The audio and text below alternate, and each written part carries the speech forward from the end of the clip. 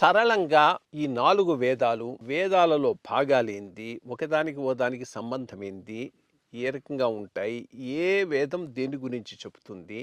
4 వేదాలు ఉన్నాయనేది తెలుసు. మళ్ళీ వాటిలో చాలా కన్ఫ్యూజన్గా ఉంటుంది. వేదాంగం అంటే ఏంది, ఉపనిషత్ అంటే ఏంది, అరణ్యకాలంటే ఏంది, సంహితాలంటే ఏంది, విడమరుపు లేదు.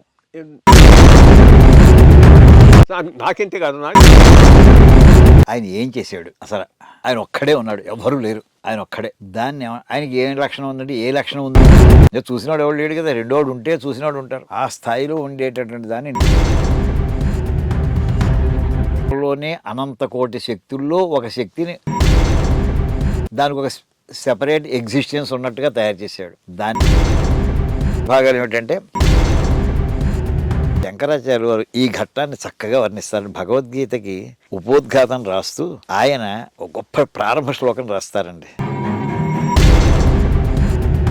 ఎవరు పక్క నుంచి మాట్లాడుతుంటే వినిపిస్తున్నాయి వాళ్ళకి, అప్పుడు బయట వాళ్ళకి కానీ మాటలు స్పష్ట, వాళ్ళు వినినటువంటి మాటల్ని ఎన్ని రకాల జ్వరాలు కూడా మంత్రం వినిపించండి. ఇంజక్షన్ మన సిరంజి గురించి ఎవరిని అసలు హోయమై ఎదురుకునే నువ్వెవరు అసలు? ఆ ఫుల్ టైం ఈ క్వశ్చన్ ఆన్సర్ ప్రిపేర్ చేసుకోవడం గురించి చిన్న ఉదాహరణ చెప్తానండి. వాక్యం అంటే మామూలుగా మనం చిన్నప్పుడు చదువుకునేది ఏంటంటే ఒక కర్త, ఒక కర్మ, ఒక క్రియ, ఒక సబ్జెక్టు, ఆబ్జెక్టు, ప్రిడికేట్ ఉంటే అది సెంటెన్స్ అనుకున్నామండి. లేదు, అన్నీ ఉండవండి. ఇది వాక్యం. జైమిని మహర్షి అన్నారు, ధర్మం తెలుసుకోవడం కోసం వేదం చదవాలయా అన్నారండి.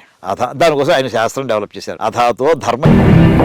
ఇలా ఈ 6 శాస్త్రాలు ఇప్పటికీ వేదంలో ఒక వాక్యం ఏమిటో అర్థం చేసుకోవాలంటే ఏంటంటే ఈ వేదాల్లో ఉండేటట్టు దాంట్లో ప్రాచీన పద్ధతిలో ఓన్లీ వేదం అంటే దాన్ని ఆధ్యాత్మిక భాగంగానే ఉంచుకున్నామని. కానీ అపూర్వమైనటువంటి ఈ వేళ చెప్పే సైన్స్ కూడా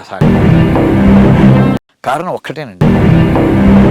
కానీ చూసిన కొన్ని మంత్రాలు ఇవాళ చదువుతుంటేనండి ఇదేదో ఫిజిక్స్ మంత్రంలో ఉంది, ఇది కెమిస్ట్రీ మంత్రంలో ఉంది అని అనిపిస్తుందండి. ఉదాహరణకి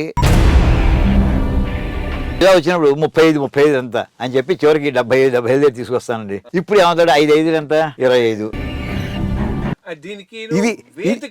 దీనికి సూత్రం, దాని సూత్రం ఏంటి?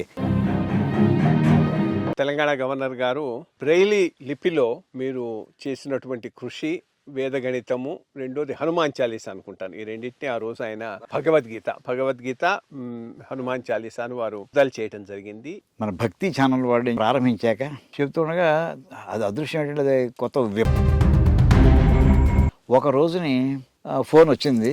చెప్పండి సార్ అన్నాను. సార్ ఈవేళ టీవీలో మీ ప్రోగ్రామ్ విన్నానండి, చాలా బాగుందండి అని అన్నారు ఆయన. వెంటనే రియాక్ట్ అయ్యాను. ఇదేంటండి టీవీలో ప్రోగ్రామ్ వినడం, టీవీలో ప్రోగ్రామ్ చూడాలి కదా. సారీ సార్, క్షమించండి, నేను ఊహించలేదు. ఇది 2వ వాల్యూమ్. ఇది అంటే జీవితంలో నువ్వు ఎలా జీవించాలో నేర్పేది నీ జ్ఞానం వస్తేనే కదా.